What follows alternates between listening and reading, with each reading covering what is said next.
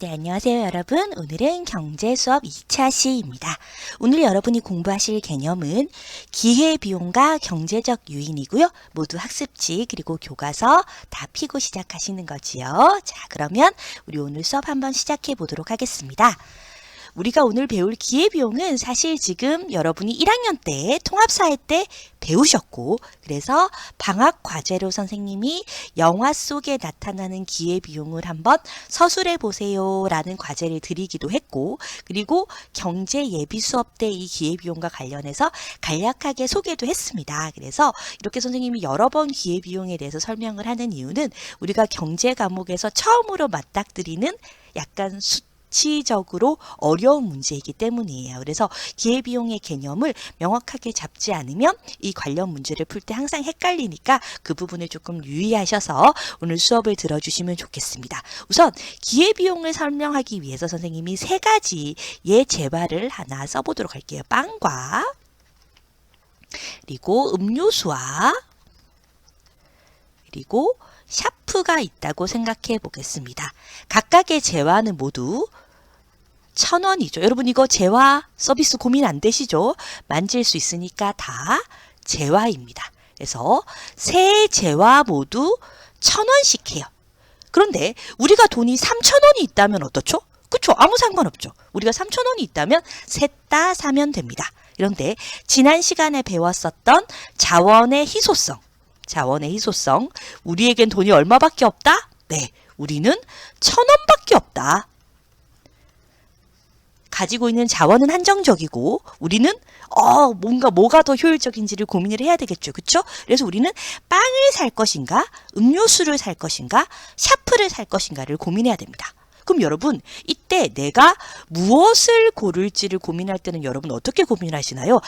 내가 1,000원을 가지고 빵을 사 먹으면 내가 배가 이만큼 부르겠지? 음료수는 진짜 맛있어. 샤프는 내가 지금 당장 과제를 해야 되는데 필요하지 않을까? 이렇게 각각이 주는 편익 에 대해서 고민을 하게 돼. 각각이 주는 이제 어떤 이익이나 어떤 가치에 대해서 고민을 하게 되는데, 경제학에서는 이걸 조금 수치로 표현을 해볼게요. 그럼 예를 들어서 빵이 주는 가치를 수치로 표현하면 1,500의 가치가 있고, 음료수는 1,800의 가치가 있고, 그리고 샤프는 예를 들어서 1,200의 가치가 있다고 생각해 봅시다. 그러면 세 재화 모두 1,000원보다는 비싼 가치를 가지고 있으니 우리는 이것을 사는 것이 맞긴 맞는데, 우리가 가지고 있는 돈은 1,000원밖에 없으니 이 셋 중에 하나를 골라야 되고, 여러분 뭘 고르시겠습니까? 당연히 음료수를 고르셔야죠. 여러분 여기서 저는 그래도 공부를 위해서 샤프를 여러분 그러면 경제적이지 않으시고 합리적이지 않으신 선택이 항상 가장 큰 이득을 주는 걸 우리는 고르게 됩니다. 그러면 대안에 음료수를 고르게 되면 당연히 빵과 샤프를 포기하게 됩니다. 그렇죠? 그래서 우리가 기회비용이란 선택을 위해서 포기한 것의 가치라고 합니다. 그러면 우리는 지금 뭘 포기했죠? 음료수를 위해서? 맞습니다. 빵과 샤프를 포기했고, 빵과 샤프의 가치는 각각 1,500과 1,200입니다. 그러면 이때 음료수의 기회비용은 빵과 샤프를 더한 것일까요? 아닙니다, 여러분. 이거 아니고요. 절대 헷갈리시면 안 되는 게, 기회비용이라는 것은 우리가 다음 파트에도 나오지만 선택 가능한 여러 대안 중에 하나의 대안을 선택함으로써 포기하게 되는 건 맞는데, 그 중에서 가장 가치가 큰 것 하나만 얘기합니다. 즉 가치의 합으로 계산하시면 안 돼요. 따라서 앞에서도 우리는 음료수에 대한 기회비용은 1,500원 더하기 1,200원이 아니고 이 중에서 가장 큰 뭐다? 바로 1,500원이다. 빵의 가치만 우리가 기회비용이라고 얘기한다는 걸 알 수가 있습니다. 됐나요? 자, 그러면 이제 우리는 음료수를 삼으로써 실제로 빵을 포기했습니다. 빵이라는 가치를 포기를 했는데요. 그런데 내가 음료수를 선택함으로써 실제로 나에게 있던 돈도 사라졌죠. 그렇죠? 그래서 우리가 음료수를 선택함으로써 실제로 지출된 비용인 1,000원은 명시적 비용이라고 얘기를 합니다. 그리고 다른 대안을 선택함에 따라 얻을 수 있었지만 포기한 경제적 이익이라고 얘기를 했어요. 여러분 여기서 약간 계산이 필요한데요. 우리는 실제로 빵을 선택을 했을 때 앞으로 가볼게요. 예, 죄송합니다. 빵이 아니고 음료수를 선택했을 때 빵을 포기하게 되는데 빵으로 얻을 수 있는 가치는 1,500이지만 실제로 1,000원을 지불하고 1,500원을 얻어야 하기 때문에 이때 사실상 경제적인 이익은 1,500원까지 다 되는 건 아니고 500원 정도의 가치밖에 없는 건 맞긴 맞겠죠. 자, 여러분 학습지에 채워 넣으시기 바랍니다. 그래서 실제로 지출된 비용은 명시적 비용, 그리고 얻을 수 있었지만 포기한 가치는 우리가 암묵적 비용이라고 얘기를 합니다. 당연히 여러분이 합리적 선택을 하기 위해서는 기회비용을 가장 작게, 비용은 작게, 우리가 비용이 작게 들어야죠. 그죠? 그리고 편익, 이익은 크게 하는 선택이 필요하다라는 게 핵심입니다. 그럼 여러분들 한번 보도록 할게요. 자, 요거는 여러분 교과서 19페이지 아래에 있는 내용입니다. 그러면 이 아주머니, 이제 이 서연 씨는 지금 현재 꽃가게를 창업함으로써 명시적으로 이만큼의 비용이 들어가면, 이건 명시적으로 들어가는 비용이고요. 그런데 실제로 이분은 꽃가게를 하기 전에는 월급을 받고 있었어요. 그리고 월급을 받고 있었고, 그리고 이 가게는 월세 수입도 나오는 곳이었어요. 그러면 이 서연 씨가 꽃가게를 창업하기 전에는 비용은 전혀 들지 않고 오로지 수입만 있었죠. 그 수입이 총 얼마였냐면 420만 원이었어요. 근데 이 사람이 꽃가게를 창업함으로써 이 420만 원은 포기하게 되는 거죠. 이거 말고 다른 건 없으니까 요것만 보시면 됩니다. 따라서 이때 서연 씨의 기회비용은 명시적 비용 얼마죠, 여러분? 100 더하기 60 더하기 20이니까 180 더하기 암묵적 비용 얼마죠, 여러분? 420이죠. 더하면 얼마인가요? 더하면 500이죠. 그쵸? 그러면 이 서연 씨가 꽃가게를 창업할 때 들어가는 비용은 500입니다. 그리고 예상 수입은 500입니다. 그러면 창업을 하는 게 맞나요? 안 하는 게 맞나요? 글쎄요. 사실은 뭐 이익과 이게 똑같다면 창업을 하든 말든 크게 상관은 없긴 없겠다. 그렇죠? 최소한 손해는 아니라는 걸 우리가 알 수 있겠네요. 그래서 이제 이 밑에 풀이를 선생님이 띄워드리도록 할게요. 자, 그래서 풀이를 띄우면,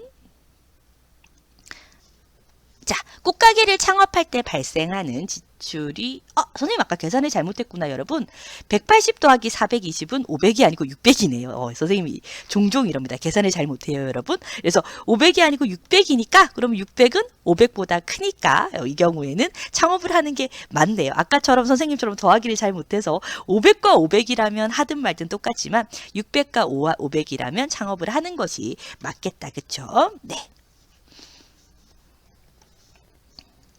자, 그래서 우리가 여기 이제 한번 보시면 항상 우리는 어떤 것을 선택을 할 때는 주는 이익이 비용보다 큰 것을 고르셔야 합니다. 여러분들 거기 적어 놓으셨지요. 그래서 학습지에도 보시면 비용, 경제적 비용, 기회비용이라고 적혀 있고 편익, 선택의 결과 얻게 되는 이득이라고 되어 있는데요. 편익에다가 이렇게 화살표를 이렇게 부등호를 그려주시면 좋겠습니다.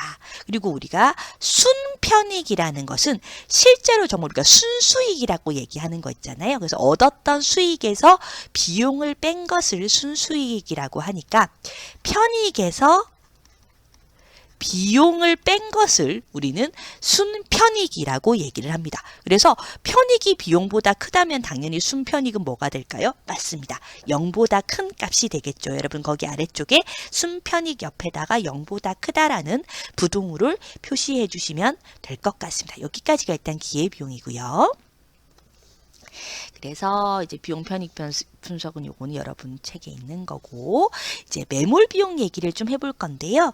우리가 경제 예비 수업할 때 선생님이 콩코드 여객기 영상을 짧게 보여드렸을 거예요. 그래서 콩코드 여객기 영상에서 나왔었던 핵심 내용은 뭐냐면 실제로 콩코드를 개발을 해서 얻을 수 있는 이익은 얼마 안 되는데, 그런데 내가 지금까지 콩코드 여행기를 개발하는데 어마무시한 돈을 집어넣었으니 나는 그 돈이 아까워서라도 콩코드 여객기 개발을 계속해야 돼 라고 하는 그 이제 오류, 우리가 콩코드의 오류를 영상으로 봤었습니다. 그래서 매몰 비용이라는 것은 결국은 우리가 일상적으로는 내가 쓴 돈이 아까워서 나는 그냥 해야지라고 생각을 하지만 실제로 경제의 모든 선택은 그 선택을 하는 시점 이후에 들어가는 비용과 편익을 생각을 하셔야 하거든요. 그래서 콩코드 여객기를 개발 시점, 맨 처음에 최초 개발 시점에서는 내가 생각하기에 콩코드 여객기로 해가지고 진짜 뭐 태평양을 엄청 뭐 3-4시간 만에 빨리 이동할 수 있으면 얻을 수 있는 편익이 예를 들어서 뭐 1억이야. 근데 비용은 9천이야. 그러면은 콩코드 여객기를 개발하는 게 맞나요? 개발 안 하는 게 맞나요? 맞습니다. 당연히 개발하는 게 맞습니다. 그래서 처음에는 개발을 하기로 결정을 했겠죠. 그리고 끊임없이 9천만 원을 집어 넣었단 말이야. 그래서 9천만 원을 다 썼어. 근데 9천만 원을 열심히 썼는데 3년 뒤 우리는 비용 9천 원 다 썼어. 그치? 그런데 앞으로 비용이 더 들어갈 예정입니다. 그래서 앞으로 들어갈 비용도 예를 들어서 앞으로도 한 1억 정도 더 들어가야 될 것 같아. 그러면 우리가 편익은 이제 콩코드 여객기의 개발 편익은 뭐 여전히 1억이 유지가 된다고 생각을 해볼게요. 그러면 사람들이 어떻게 생각을 해야 되냐면 3년 뒤에 이 시점에서는 내가 집어넣은 돈을 생각하지 말고 그리고 이 비용, 앞으로 들어갈 비용만 새로 계산을 해야 된다라는 거죠. 그리고 그때의 편익만 새로 보셔야 돼요. 근데 예를 들어서 콩코드 여객기를 처음에 개발할 때는 콩코드 여객기로 예상되는 편익이 1억 정도라고 생각을 했는데 근데 3년 뒤에 그때 이런저런 다른 빠른 탈 것이 나와서 얘를 개발해봤자 예를 들어서 8천에 편익밖에 못 얻는다고 결론이 났어요. 근데 내가 그동안 비용을 들인 게 9천이야. 아까워. 그러니까 비용을 더 들여서라도 개발해야 돼. 이거는 바보짓이라는 거죠. 그렇죠? 그래서 매몰 비용이라는 것은 그 시점에서는 더 이상 회수가 불가능하기 때문에 고려해서는 안 됩니다. 여러분. 그렇죠? 고려해서는 안 됩니다. 그래서 항상 선택으로 인해 새롭게 발생하는 비용과 편익만 고려해야 합니다. 자, 요거 여러분 사례로 한번 보도록 할게요. 식당에서 여러분이 처음에 메뉴를 고를 거야. 그럼 여러분이 메뉴를 고르겠죠. 자, 메뉴를 선택하는 시점에는 김밥의 예상 편익이 김밥 되게 맛있어 보인다. 3,000원이었어. 근데 김밥의 가격이 2,000원이래. 그러니까 여러분이 내가 2,000원 들여서 3,000원의 편익을 얻을 수 있으니까 김밥을 시켜야겠다. 땅땅땅 시켰죠. 그쵸? 그래서 시켰더니 딱 첫 입 먹는 순간 이게 맛이 없는 거야. 그러면 이 시점부터는 비용이 더 들어가나요? 안 들어가나요? 안 들어가죠. 여러분 그 자리에서 그냥 저 김밥 더 안 먹을게요. 그러고 나온다고 해서 아줌마가 돈을 더 내라고 하지 않잖아요. 여기에는 비용은 없습니다. 그런데 내가 이걸 먹다가는 소화가 안 될 것 같아. 너무 맛이 없어. 그래서 이걸 먹으면 나는 오히려 마이너스 1,000원. 나 막 토할 것 같아. 그러면 여러분이 생각하시기에 내가 지금 이걸 먹으면은 배가 아파서 마이너스 1,000원을 손해를 보는데 하지만 내가 2,000원을 들였으니까 그러니까 내가 생각을 해보면 비용이 더 크니까 이거는 먹는 게 맞아. 이런 식으로 생각하시면 안 된다는 거죠. 이미 비용은 우리가 안 먹는다고 해서 환불 안 해준단 말이에요. 그럼 이 시점에는 더 들어가는 비용은 없고 근데 난 이거 먹으면 배가 아플 것 같고 그러니까 나는 이거는 안 먹는 게 맞다라는 거죠. 무슨 말인지 알겠습니까, 여러분? 비슷한 사례입니다. 내가 디자인이 마음에 들어서 처음에 샀을 때는 편익이 더 컸을 거야. 그런데 내가 신다 보니까 발이 아파. 근데 발이 아프고 내가 이 신발을 안 신는다고 해서 비용이 더 들어가는 게 아니잖아. 그런데 계속 신을 필요가 없는 거죠. 이미 내가 쓴 돈은 생각하지 않아야 된다는 게 바로 매몰 비용의 핵심 내용입니다. 자, 그러면 우리 문제를 한번 풀어보도록 할게요. 자, 갑은 지금 현재 무료 야식 쿠폰을 가지고 있습니다. 근데 이 야식 쿠폰으로 여러분들은 한 가지 메뉴만 선택할 수 있어요. 냈다 시켜놓고 먹으면 좋겠는데 난 하나밖에 못 골라. 바로 자원의 희소성이죠. 그러면 여러분은 치킨을 시키는 게 좋아요? 족발을 시키는 게 좋아요? 피자를 시키는 게 좋아요? 탕수육을 시키는 게 좋아요? 여러분 좋아하시는 메뉴 고르시면 안 되고 여기에 주어진 편익을 보고 고르셔야 합니다. 그렇죠? 여러분 치킨, 족발, 피자, 탕수육 중에 지금 현재 편익이 가장 큰 건 뭔가요? 바로 치킨입니다. 그렇죠? 그래서 여러분들은 치킨을 고르시게 될 겁니다. 그러면 치킨을 선택했어요. 이걸 선택할 거야. 그러면 선택을 했을 때 포기한 것들 중에서 가장 가치가 큰 것은 무엇입니까? 바로 그렇죠. 피자죠. 그렇죠? 그래서 치킨 선택의 기회비용은 바로 피자의 가격인 18이 됩니다. 맞습니까? 그래서 치킨 선택의 기회비용은 피자 선택으로 얻을 수 있는 편익과 같다. 정답은 4번이 맞아요. 그럼 나머지 것들 좀 볼게요. 자, 그러면 족발을 여러분이 만약에 나는 뭐 편익 모르겠고 나 그냥 족발이 좋아라고 해서 족발을 골랐어. 그러면 족발을 골랐을 때 나머지 것들 중에서 가장 가치가 큰 건 뭔가요? 바로 치킨이죠. 그렇죠? 피자도 치킨이죠. 탕수육도 치킨이죠. 따라서 족발과 피자와 탕수육은 모두 기회비용이 치킨입니다. 맞습니까? 그래서 피자 선택의 기회비용이든 족발 선택의 기회비용이든 탕수육 선택의 기회비용이든 다 같기 때문에 가장 작다 틀렸고요. 족발이 아니고 치킨을 먹는 것이 가장 합리적인 선택이고요. 기회비용은 포기한 편익의 합입니까? 가장 큰 것입니까? 그렇죠. 합 아니죠. 그 다음에 치킨을 선택했을 때랑 피자를 선택했을 때의 기회비용은 같지 않습니다. 하지만 피자를 선택했을 때와 탕수육, 족발을 선택했을 때의 기회비용은 같겠죠. 그렇죠? 같지 않습니다. 정답은 4번이 되겠고요. 자, 여기 한번 보시면 갑이 땡땡 수영장 할인 행사로 입장권을 2만 원에 판대. 너도 같이 갈래? 이렇게 얘기를 했어요. 그리고 을은 나는 수영장은 비싸서 안 갈래. 동물원 입장권도 2만 원이야. 난 동물원이 좋아. 이렇게 얘기를 합니다. 똑같이 2만 원인데 갑은 수영장이 더 좋다고 생각하고 을은 동물원이 더 좋다고 생각을 하는 거죠. 그래서 갑은 왜 그렇게 생각을 하냐면 갑이 생각하기에 동물원 입장권이 2만 원이나 하는 거는 좀 과하다라는 거예요. 동물원은 나한테 주는 가치가 그렇게 크지 않아. 그러니까 나는 동물원은 안 갈래. 수영장이 내게 주는 가치가 더 좋아. 그리고 여기 여러분 보세요.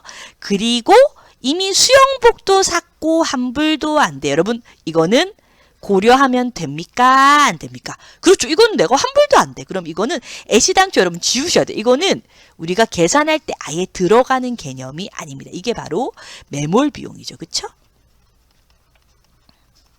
그리고 이제 그러면 우리가 갑과 을의 선택을 고민을 해볼 건데요. 경제적 유의는 곧 바로 이제 오늘 수업 뒷부분에 설명할 거니까 요건 일단 건너뛰고요. 그래서 경제적 유의에 따른 선택 맞습니다. 그러면 갑이 수영장을 고르고 을은 수영장을 고르지 않은 이유는 똑같이 2만 원에 대해서 을보다 갑의 수영장의 이용에 대한 효용이 더 크기 때문인 거죠. 그렇죠? 그래서 갑의 수영장 이용에 대한 효용이 을보다 크다가 맞고요. 그다음에 지불한 수영복의 가격은 매물 비용이라도 다 맞습니다. 다 맞는 얘기네요. 그 다음에 을의 수영장 이용에 대한 효용이 만약에 2만 원보다 크다면 그러면 을은 2만 원을 주고 가겠죠. 그래서 을은 2만 원보다 작으니까 안 가는 게 맞습니다. 여기까지 됐습니까, 여러분? 자, 그러면 마지막으로 기회비용을 한번 설명해 보도록 하겠습니다. 여러분 기회비용은 뭐였냐면 명시적 더하기 암묵적이었잖아요. 그쵸? 그러면 갑이 됐든 을이 됐든 수영장을 이용하면 명시적 비용은 같죠? 얼마가 듭니까? 2만 원이 듭니다. 그치요? 그런데 암묵적 비용은 뭐였냐면 내가 수영장을 고름으로써 놓치게 되는 다른 선택의 가치이잖아요. 맞습니까, 여러분? 그러면 수영장을 선택함으로써 놓치게 되는 가치는 바로 뭐냐면 동물원에서 얻는 편익입니다. 그럼 여러분 동물원에 대해서 가치를 더 크게 주고 있는 건 누구죠? 바로 을이죠. 그렇죠? 따라서 수영장 이용에 대한 기회비용은 갑은 어차피 2만 원인데 이 동물원에 대한 얻는 편익이 을이 더 크니까 을보다 갑이 더 큰 게 아니고 을이 더 크겠네요. 그러니까 을은 수영장 이용에 대한 기회비용이 커. 기회비용이 큰 것을 고르면 된다, 안 된다. 여러분 비용이 큰 걸 고르면 됩니까? 안 됩니까?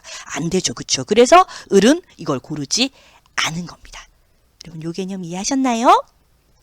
자, 마지막 문제 보도록 하겠습니다.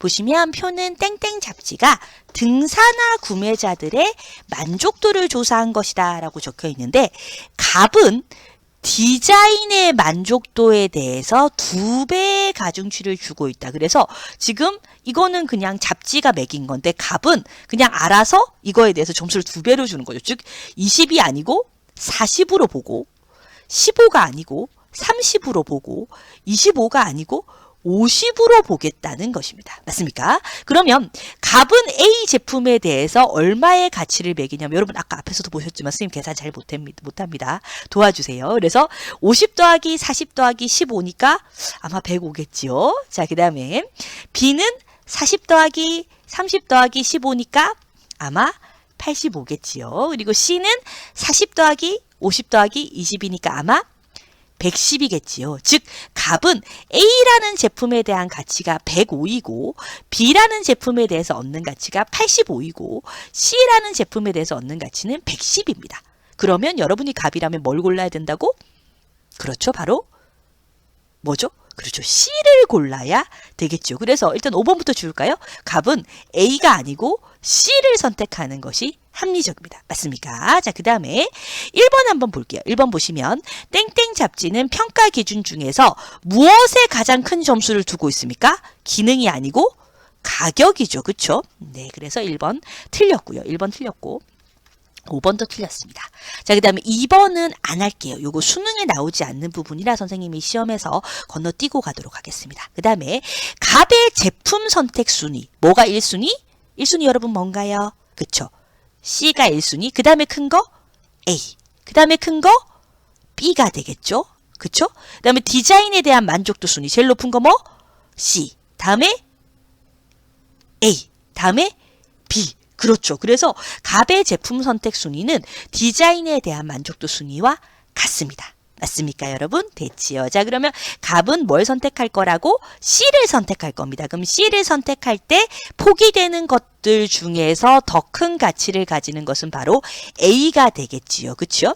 근데 만약에 A를 선택하든 B를 선택하든 더 큰 가치를 가지고 있는 건 바로 C잖아요. 그렇죠? 따라서 A를 선택하든 B를 선택하든 기회비용은 똑같을 수밖에 없습니다. 그렇죠? 그래서 가장 합리적인 선택을 하게 되면 나머지 것들 중에서 그나마 가치가 큰 걸 고르지만 덜 합리적인 선택을 하면 이 C가 공통으로 우리가 기회비용으로 적용이 되기 때문에 똑같은 가치를 가진다는 걸 알 수가 있습니다. 자, 여기까지가 일단 우리가 기회비용의 개념입니다.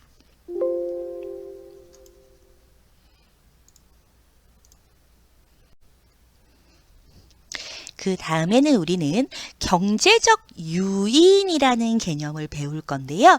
여러분 유인이라는 거는 우리가 유인하다라고 할 때 그 유인이라고 생각하면 됩니다. 꼬시는 거예요. 꼬시는 거야. 우리가 어떻게 하면 꼬시죠? 예, 사탕을 주면 우리가 따라갑니다. 그렇죠? 맛있는 걸 주면 따라가요. 그래서 우리가 따라간다라는 의미에서 유인이라고 얘기를 하는데 여러분이 알고 있는 단어 중에서는 인센티브라는 단어도 있을 거예요. 그래서 우리가 인센티브라는 건 뭔가 조금 더 주는 거잖아요. 그래서 더 얹어서 주면은 그게 더 좋은 선택이라고 생각을 하지요. 그래서 우리가 이번 단원에서 배울 개념은 경제적 유인이라는 개념인데 여러분 여기서 또 중요하게 아셔야 되는 거는 우리가 흔히 생각하는 경제적 유인은 긍정적인 경제적 유인이야. 그러니까 이거 하면 월급 더 줄게.